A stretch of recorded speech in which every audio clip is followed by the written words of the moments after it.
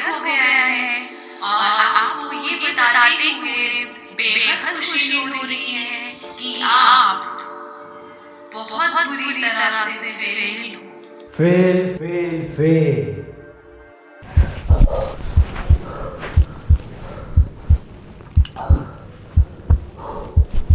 बहुत ही बुरा ख्वाब था।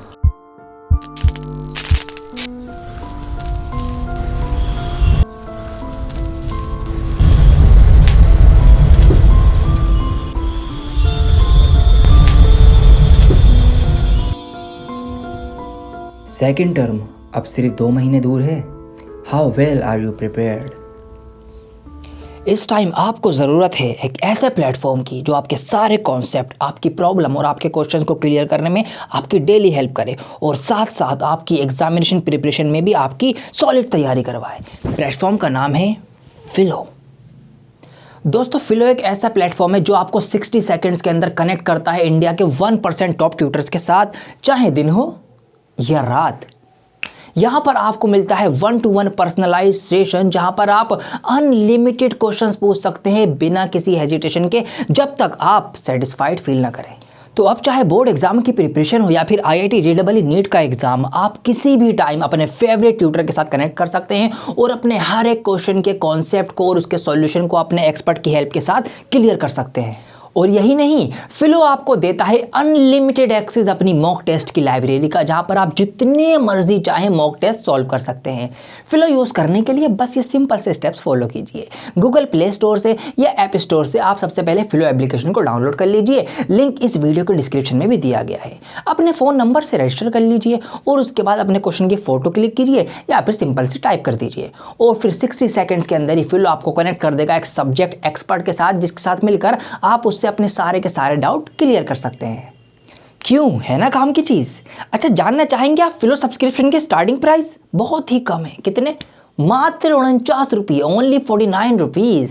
तो सोच क्या रहे हैं आप, आज ही लीजिए 3 मंथ का अपना सब्सक्रिप्शन और अपनी टर्म 2 की तैयारी को और भी ज़्यादा मजबूत बनाइए, बेहतर बनाइए। आपके लिए एक और सुनहरा मौका मैं दे देता हूं। अगर आप ये कूपन कोड यूज़ कर लेंगे तो आपको और 10% का एडिशनल डिस्काउंट मिल जाएगा, हैवी डिस्काउंट के चलते। तो ये कूपन कोड यूज़ करना बिल्कुल ना भूलें, SIR001। So what are you waiting for? Go now and download फिलो।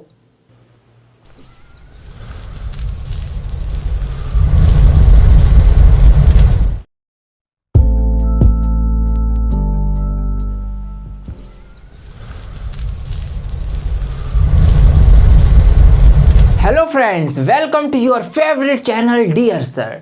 आज की इस वीडियो के अंदर हम सर्कल चैप्टर के बारे में पढ़ेंगे। ये वीडियो आपके लिए बहुत ज़्यादा इंपॉर्टेंट है अगर आप सेकेंड टर्म की तैयारी कर रहे हैं। सेकेंड टर्म की अगर मैं बात करूं तो फर्स्ट यूनिट जो है आपका अलजेब्रा, जिसके अंदर आपका क्वाड्रेटिक इक्वेशन और अर्थमेटिक प्रोग्रेशन के 2 चैप्टर थे, ये हम कंप्लीट कर चुके हैं। और आज इस वीडियो से हम इसका यूनिट नंबर 2 जो कि है ज्योमेट्री, इसकी शुरुआत हम करने जा रहे हैं। ठीक है, 9 मार्क्स 9 नंबर के सवाल इसमें से आपके पूछे जाएंगे। और ज्योमेट्री यूनिट की अगर मैं बात करूं तो ज्योमेट्री यूनिट का पहला ही चैप्टर आपका है सर्कल। तो इसी चैप्टर के बारे में आज हम बात करेंगे, उसको कंप्लीट कर लेंगे। सर्कल क्या होता है, इसका कॉन्सेप्ट क्या है, किस किस टाइप के सवाल आपके सेकंड टर्म में पूछे जाएंगे और कहां से बनने के चांसेस हैं, वो सारी की सारी बातें इस वीडियो में मैं आपको बताऊंगा और आपके कुछ केस बेस्ड क्वेश्चन करवाऊंगा भी। तो इसीलिए पूरी की पूरी वीडियो देखना आपके लिए बहुत ज्यादा जरूरी है। तो आइए बिना किसी देरी के शुरू करते हैं इस वीडियो को। लेकिन उससे पहले मैं छोटी सी आपसे रिक्वेस्ट कर रहा हूं कि आपको मैं अपडेट दे दूं कि हम यानी डियर सर जो है वो स्पॉटिफाई पर भी अवेलेबल है। आप हमारे ऑडियो लेक्चर सुनकर काफी कुछ सीख सकते हैं। वहां पर लर्न स्पोकन इंग्लिश आप सीख सकते हैं और भी बहुत कुछ यहाँ पे आता रहता है ऑडियो के फॉर्म में। तो इसलिए आप हमें यहाँ पर भी फॉलो कर लीजिएगा स्पॉटिफाई पर, लिंक इस वीडियो के डिस्क्रिप्शन में दिया गया है। ठीक है, तो आइए अब बिना देरी के शुरू करते हैं सर्कल का कॉन्सेप्ट।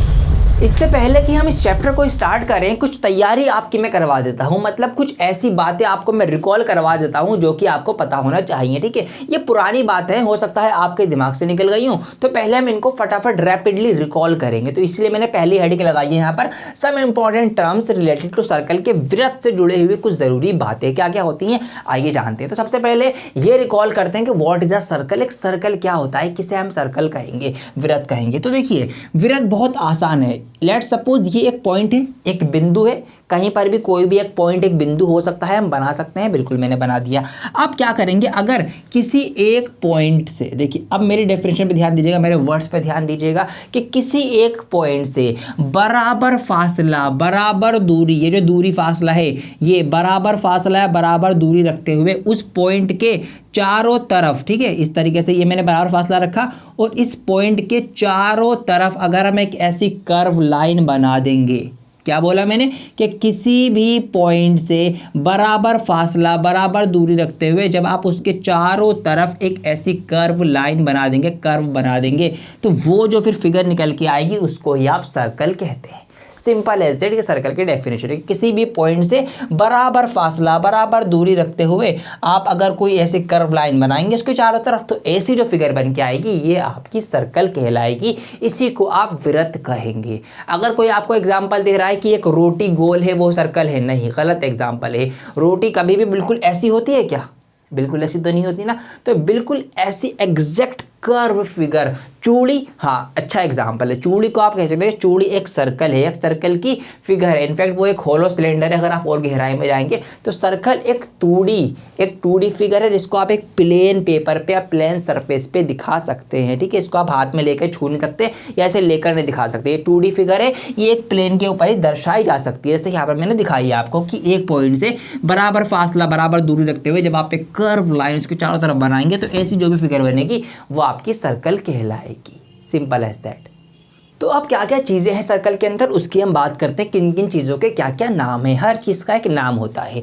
तो यहाँ पर मैं बात करूँ, इसको अब आप एक सर्कल बोल सकते हैं। यस, बिल्कुल बोल सकते हैं। अब इस सर्कल के अंदर जिस पॉइंट से हमने सर्कल को बनाया था वो इसका सेंटर पॉइंट होता है। और ये रहा यहाँ पर जो ये रेड डॉट आप देख रहे हैं, जूम करके मैंने दिखा रहा हूँ आपको, ये जो रेड डॉट आप देख रहे हैं यही इसका सेंटर है, इसका बिंदु है, केंद्र है। ठीक है, केंद्र बिंदु, सेंटर पॉइंट, इसको आप कहेंगे सर्कल का, क्योंकि इसी पॉइंट से ये पूरा का पूरा सर्कल ड्रॉ हुआ है। Simple as that. अब जब फासला रख के हमने ये कर्व लाइन बनाई थी, जिस फासले को रख के बनाया था, मतलब ये वाला डिस्टेंस, यही तो हमने भरा था और इस तरीके से बनाया था, तो इस फासले को ही आप बोलते हैं इंग्लिश में रेडियस और हिंदी में इसको बोलते हैं आप त्रिज्या। ठीक है, त्रिज्या होती है, इसको आप रेडियस बोलते हैं, जो कि सेंटर से होके उस कर्व लाइन को टच करेगी। ये वाली दूरी आपकी रेडियस कहलाएगी। अगर इसी रेडियस का आप डबल करते हैं, क्या करते हैं, डबल करते हैं, मतलब इतनी इधर है, इतनी ही इसी रेडियस को आप क्या करते हैं, इधर भी इस तरीके से खींचते हैं। ठीक है, तो ये फिर आपका पूरा हो जाएगा, जो कहलाया जाएगा डायामीटर, या हिंदी में इसको व्यास बोलते हैं। तो व्यास जो होता है, डायामीटर जो होता है, जो डी होता है आपका डायामीटर, वो क्या होता है, वो 2r, रेडियस का डबल होता है। ये बात आपको पता समझ में आ गई, क्योंकि रेडियस आधी इधर आधी इधर, एक रेडियस ये एक रेडियस ये, तो 2 रेडियस हो गई, मतलब रेडियस का डबल, तो पूरा यहाँ से लेकर यहाँ तक का ये बन जाएगा आपका डायामीटर व्यास। इतनी बात समझ में आई? ठीक है, और क्या क्या नाम होते हैं। ये जो पूरी बाउंड्री आपने बनाई थी, ये जो आपने पूरी कर्व लाइन ड्रॉ की थी, जिसको आप बेसिकली सर्कल कह रहे हैं, अगर आपको इसकी लंबाई निकालनी पड़े, बहुत सारे सवाल केस बेस में ऐसे बनेंगे जहां पर आपको इसकी लंबाई निकालनी पड़ सकती है, तो इस लंबाई को ही या इस वाली लेंथ को ही आप बोलते हैं सरकमफेरेंस या फिर परिधि बोलते हैं हिंदी में इसको। ठीक है, तो ये जो लेंथ होगी आपकी ये वाली, ये इसका सर्कल का सरकमफेरेंस या फिर सर्कल की एक वृत्त की परिधि कहलाई जाएगी। ठीक है, इसको आप ध्यान रखेंगे। अब एक चीज़ और है, आइए सब आपने क्लियर है। अगर मैं लेट्स सपोज यहाँ पर ना एक मैंने ये पॉइंट डाला, इस सर्कल के ऊपर कहीं पर एक पॉइंट डाला, इसको मैं पॉइंट ए बोल सकता हूँ, और मैंने सर्कल के ऊपर ही एक लेट्स सपोज यहाँ पॉइंट बनाया जिसको मैं पॉइंट बी बोल सकता हूँ। ये मैंने 2 पॉइंट बनाए। अगर मैं इन दोनों पॉइंट्स को आपस में ज्वाइन कर दूं, इन दोनों पॉइंट्स को आपस में मैंने इस तरीके से जोड़ दिया एक लाइन से। ठीक है, ये तो काफ़ी मोटी लाइन बन गई मुझसे, लेकिन अगर हम सिर्फ एक लाइन ड्रॉ करें और उस लाइन से इसको हम जोड़ दें तो इसको हम बोलेंगे एक कॉर्ड। कि इंग्लिश में क्या बोलेंगे इसको, कॉर्ड, कि ये सर्कल की एक कॉर्ड है। और कॉर्ड जो है वो सर्कल को क्या करती है, 2 हिस्सों में बांट देती है। यहाँ पर भी सर्कल को आप देखते हैं 2 हिस्सों में बढ़ गया, एक ऊपर ये वाला पार्ट हो गया सर्कल के अंदर, अगर हम देखें तो एक ये वाला पार्ट हो गया सर्कल का, ठीक है, ये ऊपर वाला छोटा पार्ट, और एक ये नीचे वाला बड़ा पार्ट हो गया। तो एक कोड क्या होती है कि सर्कल के ऊपर कहीं पर भी 2 पॉइंट लो और उन दोनों पॉइंट्स को आपस में मिला दो, तो वो जो लाइन बनेगी वो क्या होगी, वो आपका कोड होगा। तो उस कोड की वजह से सर्कल दो हिस्सों में बढ़ जाता है, जिन हिस्सों को आप सेगमेंट बोलते हैं। क्या बोलते हैं? सेगमेंट बोलते हैं। तो ये जो छोटा हिस्सा, ये छोटा सेगमेंट मतलब माइनर सेगमेंट, ये बड़ा हिस्सा, ये बड़ा सेगमेंट मतलब मेजर सेगमेंट। तो अगर कोड से कभी भी आप सर्कल को डिवाइड करेंगे तो क्या बनेंगे? सेगमेंट बनेंगे। बड़ा वाला मेजर सेगमेंट, छोटा वाला माइनर सेगमेंट। इतनी बात क्लियर हुई? अच्छा, सर्कल का सबसे बड़ा कोड क्या होता है? सबसे लंबा कोड, सबसे लंबी लाइन तो बिल्कुल बीच में आएगी। सबसे लंबी लाइन कहीं ना कहीं यहाँ पर आएगी इस तरीके से, और सबसे लंबी लाइन अगर यहाँ आएगी तो ये तो सेंटर से होकर गुजरेगी, और सेंटर से होकर गुजरेगी तो इसका मतलब ये तो इसका डायमीटर होगा, इसका व्यास होगा। यस, बिल्कुल सही समझे आप। तो हम ये कह सकते हैं कि एक सर्कल के अंदर सबसे लंबा कोड जो होता है वो उसका डायमीटर, उसका व्यास होता है। ठीक है, ये बात आप कह सकते हैं। क्योंकि कहीं पर भी आप कोड बना सकते हैं, यहाँ पर भी बना सकते हैं आप छोटा सा कोड इस तरीके से, यहाँ से आप लाइन बना दें यहाँ तक, तो ये सारे कोड होते हैं। तो कोड क्या करते हैं? सेगमेंट बनाते हैं, मेजर सेगमेंट, माइनर सेगमेंट। इतनी बात क्लियर हुई? और आगे बढ़ जाऊँ, फटाफट से बढ़ जाता हूँ। चलिए, इसको मैं यहाँ से इरेज कर देता हूँ। अब देखिए, अब एक नई बात, अब क्या होगा? लेट सपोज ये क्या है? रेडियस है। ठीक है, ये भी एक रेडियस है, और एक रेडियस मैंने ये बना दी। ठीक है, ये एक रेडियस। अच्छा, तुम कहाँ जा रहे हो? तुम तो वहीं रहो भाई, तो मैं थोड़ी कहीं भेज रहा हूँ मैं। हाँ जी, तो ये एक रेडियस हो गई, तो ये दोनों रेडियस हो गई इसकी। ठीक है, इसी तरीके से आप बर्थडे का केक भी काटते हैं ना। केक ऐसे तो काटते हैं, बर्थडे बनाते हैं, एक इधर से कट मारा, एक इधर से कट मारा, और इस तरीके से पूरी की पूरी स्लाइस निकाल ली। तो कभी भी आप बर्थडे का केक काटेंगे, मतलब इस टाइप में सर्कल को डिवाइड करेंगे, तो आपके बनेंगे सेक्टर। क्या बनेंगे? सेक्टर। क्योंकि जो बड़ा वाला पार्ट है ये आपका मेजर सेक्टर हो जाएगा।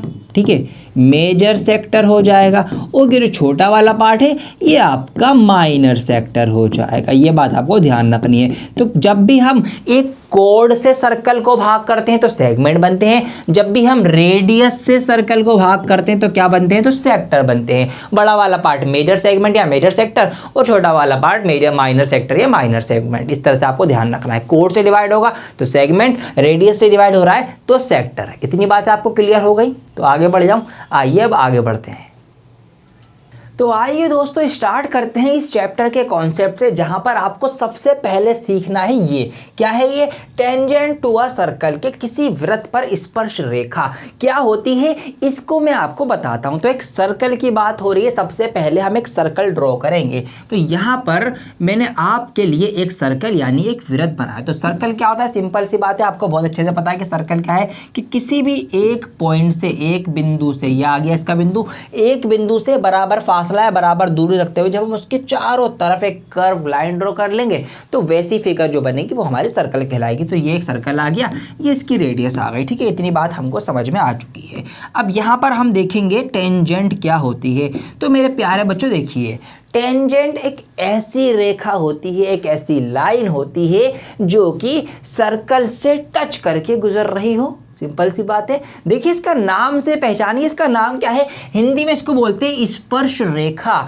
स्पर्श मानव मतलब टच, स्पर्श के मायने होते हैं, स्पर्श का मतलब होता है टच होना। तो स्पर्श रेखा मतलब एक ऐसी रेखा, एक ऐसी लाइन जो कि स्पर्श दे रही है, टच हो रही है, किससे? सर्कल से। तो ऐसी कोई भी अगर हम एक लाइन बनाएंगे, लेट सपोज मैंने ये एक लाइन बना दी यहाँ से लेकर यहाँ तक, ये एक लाइन बना दी मैंने, तो यह इस सर्कल पे स्पर्श कर रही है, टच कर रही है एक पॉइंट पर। ठीक है, ये भी एक शर्त है कि कितने पॉइंट पर?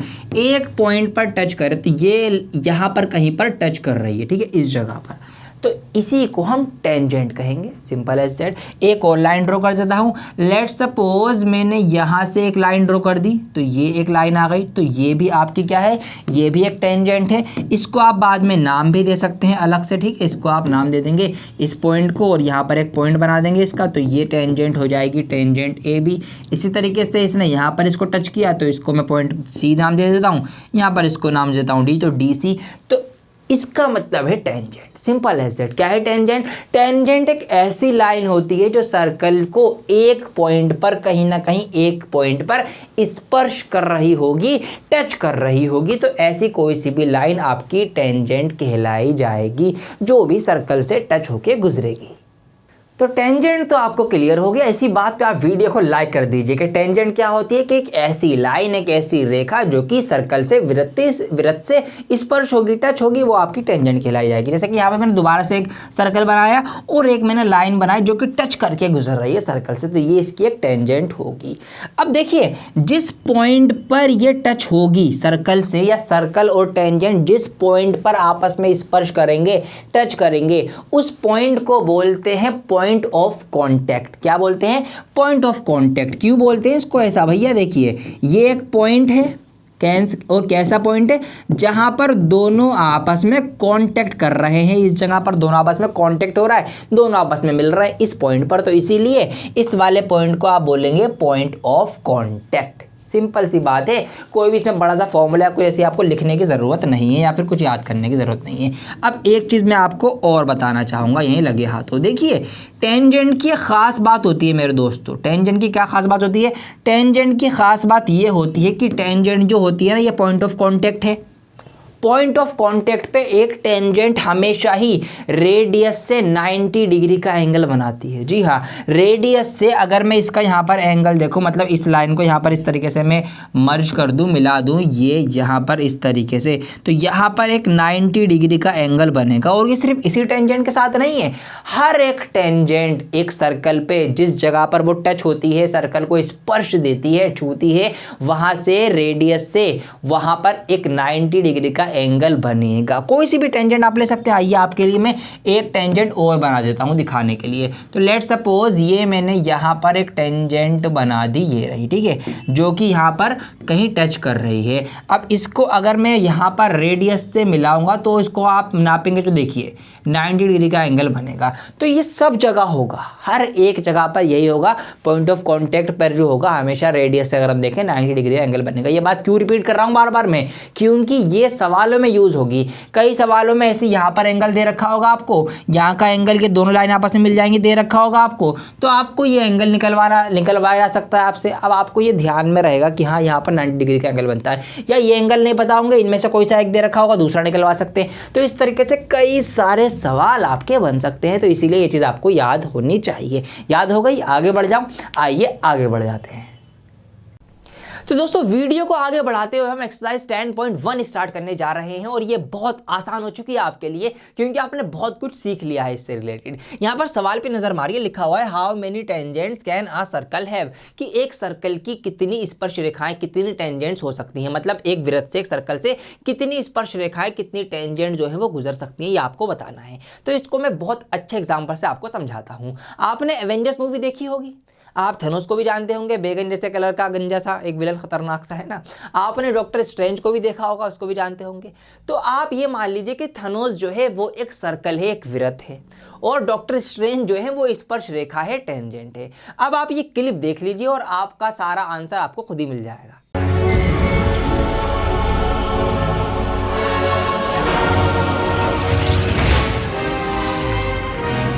तो यस, आपको आपका जवाब मिल चुका होगा, इनफाइनाइट मेनी, मतलब आप बहुत सारी, जितनी चाहें उतनी स्पर्श रेखाएं बना सकते हैं एक सर्कल से जोड़ते हुए, क्योंकि हर एक पॉइंट पे एक स्पर्श रेखा बन सकती है। तो इसका मतलब एक सर्कल की इनफाइनाइट आपकी वो होंगी, टेंजेंट होंगी। तो यहाँ पर इसका आंसर आप सिंपल सा दे देंगे, इनफाइनाइट, अनंत, ठीक है, जितनी आप चाहें उतनी आप बना सकते हैं, कोई इसकी लिमिट नहीं है। क्वेश्चन नंबर 2 यहाँ पर फिल इन द ब्लैंक्स, इनको कर लेते हैं, प्रैक्टिस हो जाएगी और आपका जो इसके चैप्टर के कॉन्सेप्ट वो और ज्यादा मजबूत और स्ट्रांग हो जाएंगे। आइए मेरे साथ इसका आंसर आप देंगे अब यहाँ पर। तो पहला है a tangent to a circle intersect it in, एक सर्कल की जो टेंजेंट है वो सर्कल को कितने पॉइंट पर काटती है। तो सिंपल सा कॉन्सेप्ट में बताया था कि भैया टेंजेंट क्या होती है, स्पर्श रेखा क्या होती है, जो सर्कल को एक पॉइंट पर कट करे, एक पॉइंट से होकर गुजरे। तो सिंपल सा यहाँ पर आपका आ जाएगा इन वन पॉइंट, की एक पॉइंट पर वो सर्कल को काटती है, जो टेंजेंट होती है। ठीक है, आगे बढ़ते हैं। A line intersecting a circle in 2 points, अच्छा अगर कोई लाइन 2 पॉइंट्स पर काट दे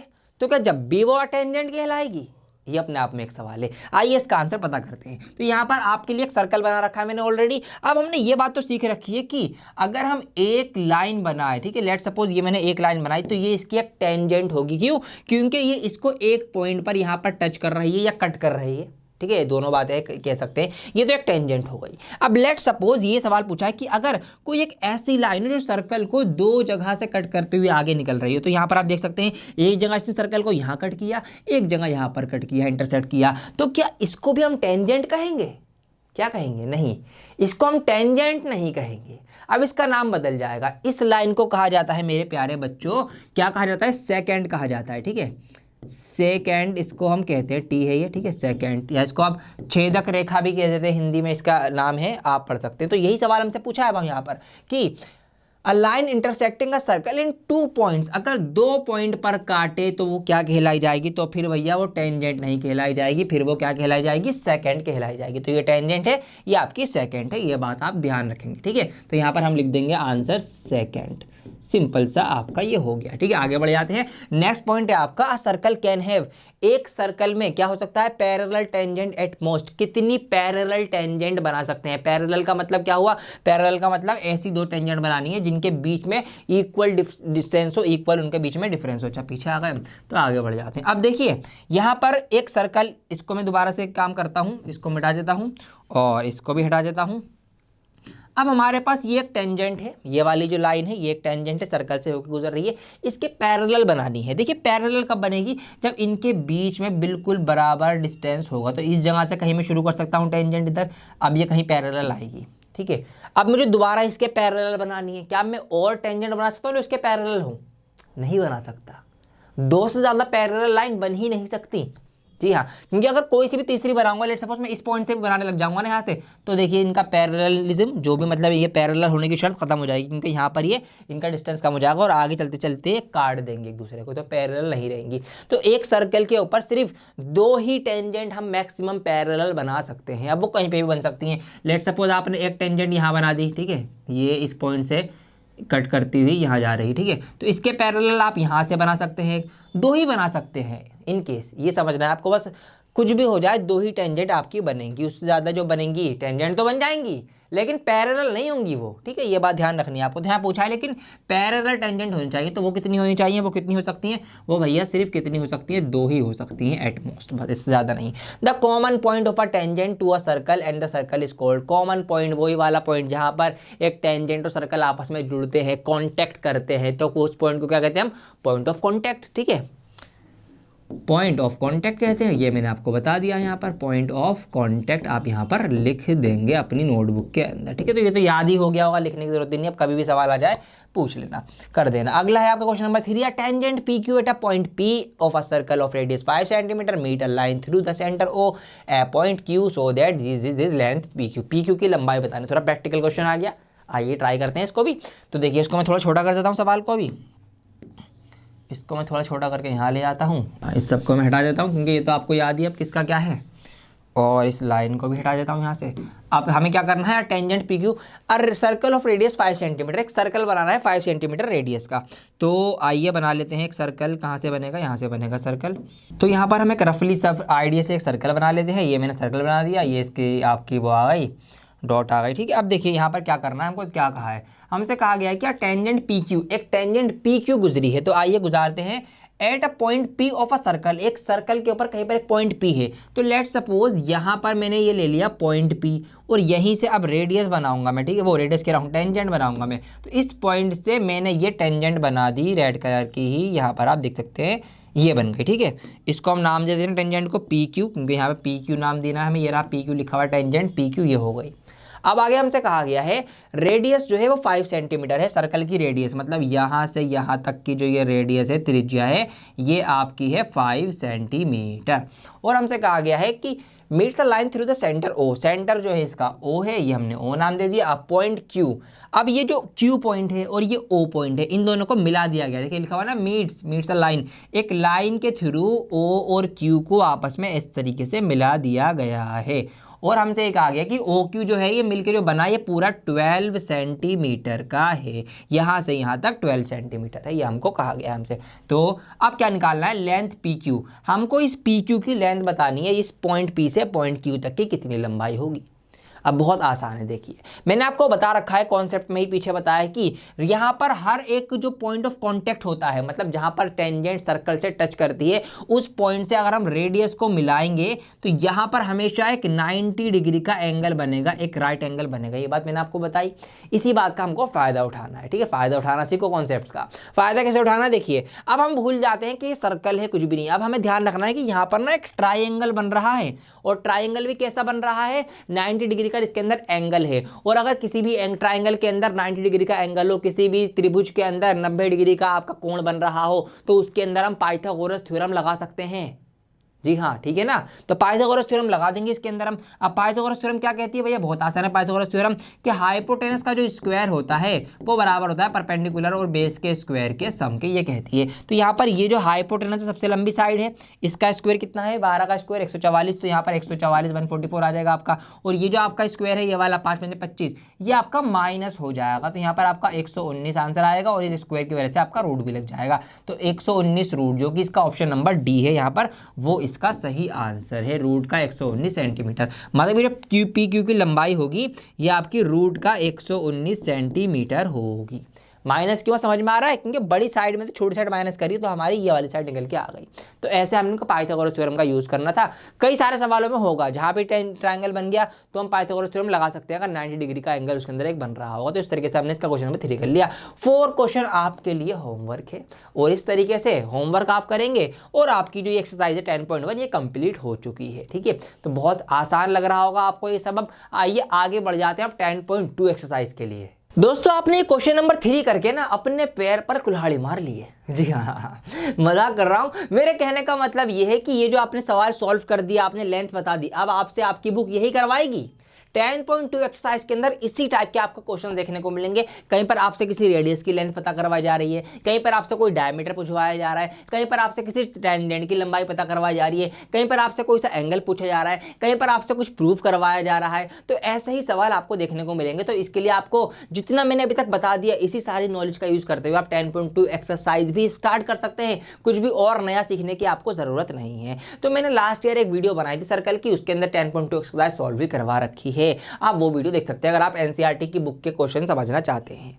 मैं क्या करवाने वाला हूँ दोस्तों, मैंने आपके लिए कुछ रिसर्च करी है। जी हाँ, वो रिसर्च आपके बहुत काम की है, तो इसीलिए ये वीडियो बहुत इंपॉर्टेंट है। आप ध्यान से देखते रहिए, आप क्या रिसर्च है बताता हूँ। देखिए, जैसा कि आपको पता है कि सीबीएसई की साइट से टर्म 2 के बोर्ड एग्जाम के लिए सैंपल पेपर जो है वो लॉन्च हो चुका है। ये बात आपको पता है, मैंने लाइव आकर आपको बताई भी थी लास्ट वीडियो के अंदर। अब जो सैंपल पेपर वो लॉन्च हुआ, मैंने उसको देखा ध्यान से कि उसके अंदर किस टाइप के क्वेश्चन है जो इस चैप्टर के अंदर से, सर्कल के अंदर से पूछे जा रहे हैं, उनको मैंने थोड़ा सा एनालाइज किया। तो अब मैं आपके साथ वो शेयर करूंगा, और क्या चीज़ें मैंने नोटिस करी हैं वो आपको बताता हूं। आइए, रेडी है, चलिए देखिए यहां पर ये जो आप क्वेश्चन देख रहे हैं, क्वेश्चन नंबर 6, ये है सीबीएसई की साइट से जो सैंपल पेपर लॉन्च हुआ है अभी कुछ दिन पहले ही, उसके अंदर मैथ बेसिक वाले के अंदर है, मैथ स्टैंडर्ड वाले के अंदर से भी लिए हैं मैंने कुछ क्वेश्चन, और उनका कनेक्शन है कुछ, वो बताऊंगा आपको, इसलिए वीडियो देखते रहो। ये मैथ बेसिक का है एक सवाल, इसके बाद मैथ स्टैंडर्ड का भी लूंगा एक सवाल। तो ये सवाल आपके सैंपल पेपर के अंदर है जो सीबीएसई ने पूछा है। अब अगर आप इसको पढ़ेंगे तो आप कहेंगे सर ये कैसा सवाल है, ऐसा तो हमारी बुक में कहीं पे भी कोई सवाल नहीं है।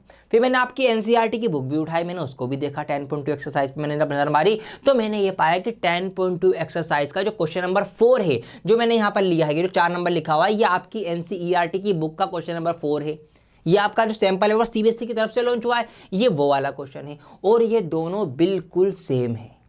जी हाँ दोस्तों, बिल्कुल सेम है। यहाँ पर सवाल पढ़ेंगे तो अलग है, आप यहाँ पर पढ़ेंगे लिखा हुआ है prove that the tangent drawn at the end of a diameter of a circle are equal. एक लाइन में सवाल पूछ लिया गया। अब आपकी बत्ती गुल हो जाती है तो सवाल देख के कि क्या पूछूं क्या करूं, कुछ दिया ही नहीं, कोई लंबाई नहीं दी, कुछ लेंथ नहीं दी, कुछ बताया नहीं, कैसे करूं सवाल, है ना। एक सवाल ये है। इसी सवाल को थोड़ा सा और अच्छे तरीके से डिटेल में यहाँ दिया गया है। देखिए यहाँ लिखा हुआ है X Y and M N are the tangent drawn at a point of the diameter D of the circle with centre of proof that, ये साबित करो।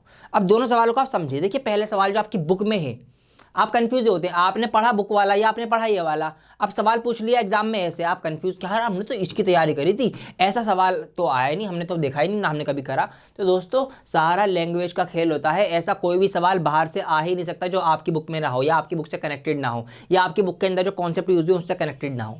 सब आपकी बुक, आपकी एनसीईआरटी की बुक से ही आना होता है, बस लैंग्वेज घुमाने से थोड़ा सवाल का लेवल चेंज हो जाता है। अब देखिए यहाँ पर देखिए, समझिए, पहले आपकी बुक वाला समझते हैं। बुक में लिखा हुआ है कि साबित करो, प्रूव दैट, ये सिद्ध करो। क्या साबित करें? साबित ये करो कि the tangent drawn at the end of a diameter, कि एक डायमीटर जो सर्कल का होता है उसके एंड, जहां पर वो डायमीटर खत्म हो रहा हो दोनों तरफ, वहां से अगर हम दो टेंजेंट बना दें तो क्या होगा, वो टेंजेंट जो है वो पैरेलल होंगी।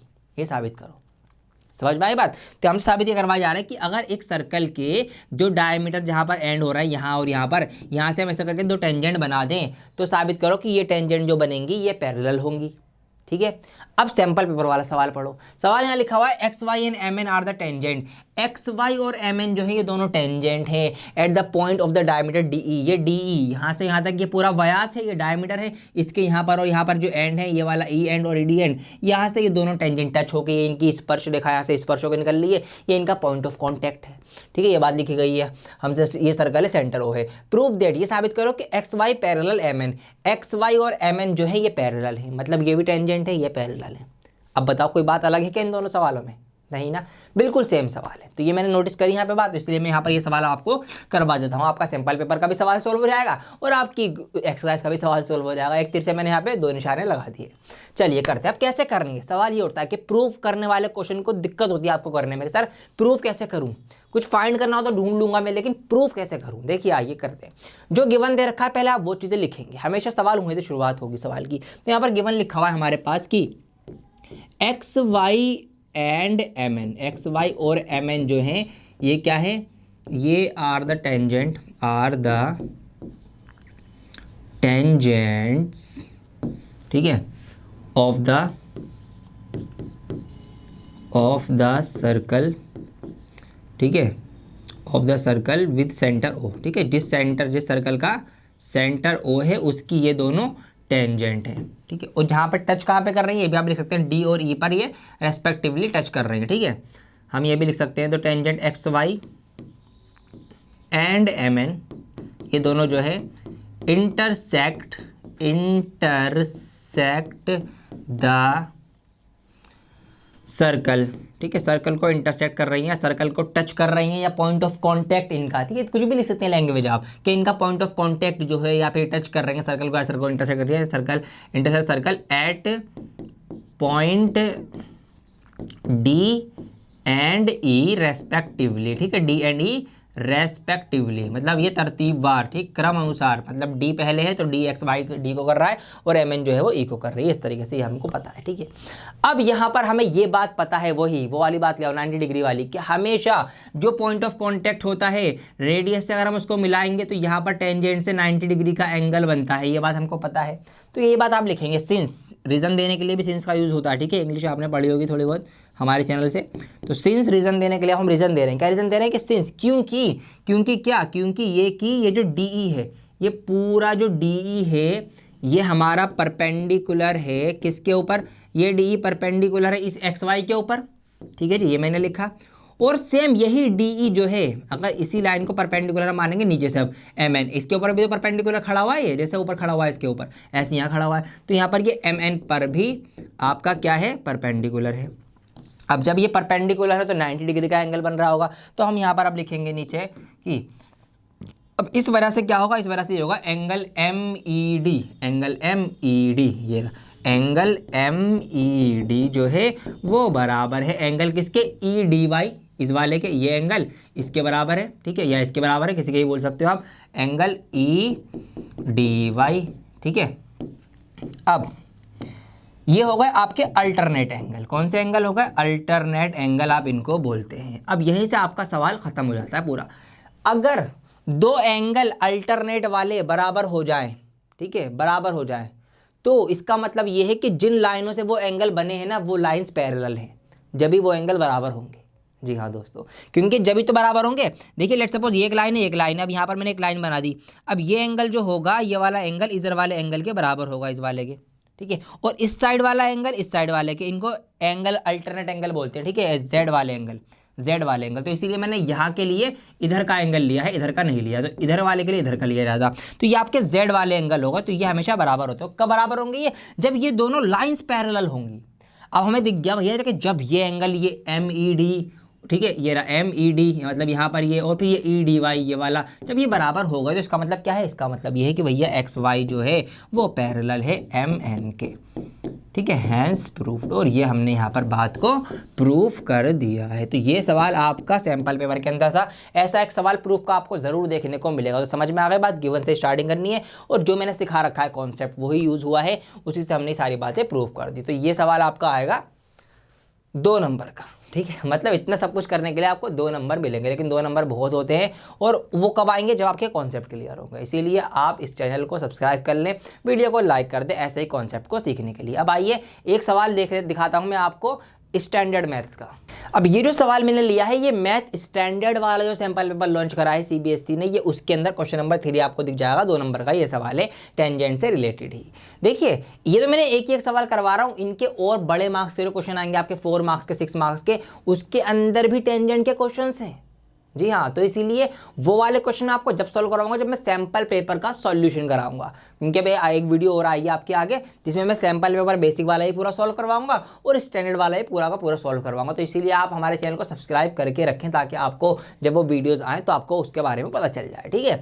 आइए शुरू करते हैं। देखिए ये सवाल है थोड़ा सा यहाँ पर हम, अब वो तो आसान था, इसमें थोड़ा सा सोचना पड़ेगा आपको स्टैंडर्ड मैथ से। तो यहाँ पर सवाल में कहा गया कि फ्रॉम पॉइंट P, एक पॉइंट P से, तो ये पॉइंट P है इस जगह पर आप देख सकते हैं। बल्कि मैं एक काम करता हूँ, चलो पहले सवाल समझा देता हूँ, फिर फिगर बड़ी कर दूंगा मैं, ठीक है। From a point P to tangents P and PB, 2 tangent, एक PA और एक PB, ये 2 टेंजेंट 2 स्पर्श रेखाएं बनाई गई हैं टू सर्कल C, ठीक है। ये सर्कल हमारे पास यहाँ पर देख सकते हैं जिसकी जो सेंटर ये O है और रेडियस उसकी ये R हमें दे रखी है। If OP is equal to 2R, अगर ये OP यहाँ से यहाँ तक जो ये लाइन है ये R की डबल है, R की दुगनी है, रेडियस का डबल है, ठीक है, 2 गुना है त्रिज्या का, तो देन फाइंड एंगल APB। तो हमको ये वाला एंगल बताना है APB, ये वाला एंगल, ये कोण कितने डिग्री का होगा ये हमको बताना है। और ये भी बताना है what type of triangle is APB, और APB ट्राइंगल APB, ये जो ट्राइंगल है APB ये कौन सा टाइप है ट्राइंगल की, ठीक है, त्रिभुज का कौन सा वाला ये टाइप है, ये भी हमको बताना है। तो 2 सवालों के जवाब देने, ठीक है। कैसे करेंगे अब आइए पढ़ा करते हैं इसको थोड़ा सा फिगर को, फिर मैं इसको आपको यहीं फिगर के ऊपर इसको सॉल्व कर देता हूँ मैं। तो अब इसको समझते हैं। यहाँ पर मैंने फिगर बड़ी कर दी है, देखिए मैं फिगर के ऊपर ही आंसर कर दूंगा, बहुत आसान है अगर आपके कॉन्सेप्ट्स क्लियर है तो। कैसे? देखिए यहाँ पर हमको क्या कहा गया है, देखिए आप तो सोचिए, जो चीज़ें हमें पता है पहले उनका फ़ायदा उठाइए। हमको ये पता है कि पॉइंट ऑफ कॉन्टैक्ट से रेडियस अगर हम ऐसा करके मिला दें तो टेंजेंट का यहाँ पर 90 डिग्री एंगल बनता है, ये बात हमको पता है, मैंने आपको बता दी बहुत बार इस वीडियो में, ठीक है। ऐसे ही इधर भी अगर रेडियस होगी तो यहाँ पर भी 90 डिग्री का एंगल बनेगा। अब अगर मैं इसको देखूं फिगर को तो ये AOBP ये एक चतुर्भुज, एक क्वाड्रिलेटरल बन गया, ठीक है, एक 4 भुजाओं वाली आकृति बन गई। क्या बन गई? AOBP, ये हमारा क्वाड्रिलेटरल बन गया। और मुझे ये पता है कि ये क्वाड्रिलेटरल के अंदर जो उसके कोण होते हैं उनका सम, मतलब उसके जो एंगल होते हैं अंदर वाले, ठीक है, ये वाले, एक एंगल ये हो गया, एक एंगल ये हो गया, एक एंगल ये हो गया और एक एंगल ये हो गया। तो इन चारों एंगल्स का सम जो होता है, इनका योग, इन कोण का योग 360 डिग्री होता है। ये बात मुझे पता है, आपको ये पता होगी, 8th क्लास में आपने पढ़ी होगी, 7th क्लास में। अब इस चीज़ का हम फ़ायदा उठाएंगे। कैसे? देखिए ये 90 डिग्री है और ये 90 डिग्री है, ये दोनों हमको पता है। आप लिख देंगे ये जो एंगल है दोनों 90 डिग्री होते हैं, रीज़न क्योंकि टेंजेंट 90 डिग्री का एंगल बनाती है। तो ये 90 कितने हो गए? 180 डिग्री हो गए। तो ये 180 पहले माइनस करो, अब कितना डिग्री बचा? 180 डिग्री बचा। अब ये दोनों जो होंगे ये दोनों 180 डिग्री के होंगे, मिलके हो गए ना। लेकिन हमें सिर्फ ये बताना है। अब देखिए दोबारा रिलेशन देखिए, यहाँ पर ये है R और ये है 2R, ये इसका डबल है, 2 गुना हो रहा है, ठीक है, R का 2R। तो इसका मतलब यहाँ पर एंगल के बीच में भी 2 गुने का रिश्ता होगा, ठीक है। मतलब यहाँ पर एक एंगल ऐसे होंगे जो आपस में एक दूसरे का डबल होगा। अब ज़्यादा चौड़ा एंगल कौन सा खुल रहा है? यहाँ पर मैं देखूंगा ये वाला जो है वो ज़्यादा डबल खुल रहा है और ये वाला इसका फिर आधा होगा, हो ना हो, क्योंकि थोड़ा छोटा खुल रहा है, ये ज़्यादा बड़ा खुल रहा है इसका मुंह। अब ये कैसे हो कि आधे आधे हो, मतलब एक दूसरे का आधा हो और दोनों जुड़कर 180 हो रहे हो। ऐसे एंगल हमको सोचने हैं। तो देखिए दिमाग में आ गई मेरे बात, एक एंगल 120 का हो सकता है और एक एंगल 60 डिग्री का हो सकता है। 60 का डबल होता है 120 और ये दोनों मिलके 180 भी होते हैं। तो हो ना हो ये एंगल आपका जो है ये वाला, ये 120 डिग्री का होगा अंदर वाला, ठीक है, और ये आपका जो होगा ये पूरा 60 डिग्री का एंगल होगा, ठीक है। इनका सम करेंगे तो आपका 360 बैठेगा भाई, 90 90 180, 120 और 60 180, 180 तो 180 360 डिग्री हो गए, ठीक है। क्या बताना था, एंगल ए पी बी। तो एंगल ए पी बी हमने बता दिया, एंगल ए पी बी जो है वो कितना डिग्री है, वो आपका 60 डिग्री का है। अब एक और बात बतानी है कि what type of triangle is A P B. ये जो ए पी, अब इस सबको मिटा देता हूँ मैं 1 मिनट के लिए। अब ये जो ए पी बी, ये जो ट्राइंगल बन रहा है ये वाला, ये कितने, कौन सा टाइप है ये बताना है हमको। क्या ये स्केलन ट्राइंगल है, क्या ये आइसोसेलेस ट्राइंगल है, क्या ये इक्विलैटरल ट्राइंगल है, ये हमको बताना है। देखिए कैसे हम बता सकते हैं, यहाँ पर ये 60 डिग्री का एंगल था। अब यहाँ पर अगर मैं देखूँ, इसको दोबारा ज्वाइन करता हूँ, ये 120 डिग्री का हमने निकाला था, तो ये 120 का हुआ। अब ये जब 120 का हुआ तो इसके जो छोटे वाले अगर ट्रायंगल की बात करूँ मैं, तो ये और ये जो होंगे, ये दोनों कितने कितने डिग्री के होंगे, 60 डिग्री के। इन दोनों का सम 60 डिग्री होगा, 60 डिग्री सम होगा इनका। और इनकी ये साइड और ये साइड बराबर है क्योंकि दोनों रेडियस हैं। जब दो साइड बराबर होंगे तो उनके आमने सामने के एंगल भी बराबर होते हैं। तो जब 60 डिग्री बचा तो हो ना हो ये एंगल 30 डिग्री का होगा और ये वाला भी 30 डिग्री का होगा, ये दोनों 30 डिग्री के होंगे। तो 30 7 और 120, तो ये अंदर इसका 180 पूरा कंप्लीट हो गया। एक ट्राइंगल का योग 180 होता है। तो जब अब ये पूरा देखो, ये पूरा यहाँ से यहाँ तक तो 90 डिग्री का होता है ना, लेकिन सिर्फ इतना 30 डिग्री का है। तो बाकी का जो बचा होगा इधर का इतना, यहाँ से यहाँ तक ये कितना होगा भैया, 60 और 30 90 होते हैं, तो ये 60 डिग्री होगा। इधर भी ये 60 डिग्री होगा। तो ये एंगल 60 डिग्री, ये एंगल 60 डिग्री, ये एंगल 60 डिग्री। और जब तीनों एंगल 60 डिग्री के होते हैं, बराबर होते हैं, तो इसका मतलब वो तीनों साइड्स भी बराबर होती है। तो इसका मतलब ये कह सकते हैं कि यह एक इक्विलैटरल ट्राइंगल है, ठीक है। कौन सा ट्राइंगल है, इक्विलैटरल, जिसकी तीनों साइड्स बराबर होती हैं, तीनों एंगल भी उसके बराबर होते हैं 60 डिग्री के। तो ये एक इक्विलैटरल ट्राइंगल है। तो अगर आपके कॉन्सेप्ट्स क्लियर हैं तो ये बातें आपके लिए बहुत आसान है, देख कर ही पहचानना क्या चीज़ क्या होती है। उम्मीद करता हूँ आपको समझ में आया होगा। ये एक सवाल था। इस तरीके से आपको और भी सवाल मिलेंगे। जी हाँ, आपके सैम्पल पेपर में और बड़े बड़े नंबर के भी सवाल हैं, वो भी आपको मैं करवाऊंगा जब मैं सैम्पल पेपर सॉल्व करवाऊंगा। अभी मैंने आपको एक हिंट दिया है कि अगर प्रूफ करने वाले क्वेश्चन आए, कैसे प्रूफ करना है, जो हमको पता है वही गिवन चीज़ें यूज़ करते हुए हमको प्रूफ करना है। और अगर फाइंड करने वाला कोई सवाल आ जाए, कैसे फाइंड करना है, जो हमको पता है वही यूज़ करते हुए फाइंड कर लेना है। Simple as that. 2 ही 3 बातें यूज होनी है कि ये जो एंगल है 90 डिग्री का बनता है, ये आपके लिए हेल्पफुल साबित होगा। रेडियस बराबर होती है, इस तरीके से आप चीज़ें जो हैं फाइंड कर सकते हैं। तो उम्मीद करता हूँ आपको ये चीज़ें समझ में आई होंगी।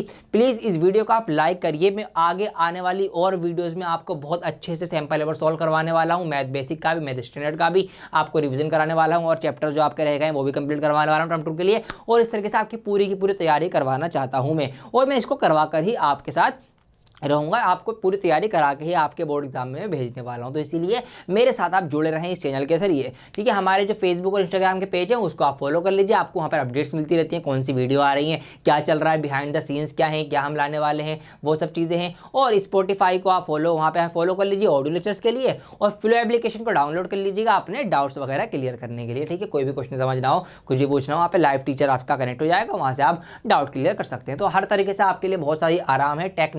टेक्नोलॉजी का फ़ायदा उठाइए। हमारे टाइम में ऐसा कुछ भी नहीं था, आपके टाइम में बहुत आसान हो चुकी हैं चीज़ें, ठीक है। इधर आपने एक क्लिक मारा, जो लाइव टीचर आ गया आपको, आपने उससे पूछ लिया, स्कैन करके आपके पास स्टेप बाय स्टेप सॉल्यूशन मिल गए। आपने वीडियोस देख ली, आपने गूगल सर्च कर लिया, आपने एनसीईआरटी की बुक के एग्जाम्पल देख लिया, आप कुंजी खरीद के लिया छोटी सी, है ना। तो बहुत तरीके हैं आपके पास, है ना। तो इसीलिए तैयारी करिए बढ़िया से, ठीक है। जुड़े रहें मेरे साथ, बहुत जल्द वीडियो को लौटूंगा एक और नई वीडियो के साथ। जब तक के लिए जुड़े रहें डी सर के साथ। जय हिंद।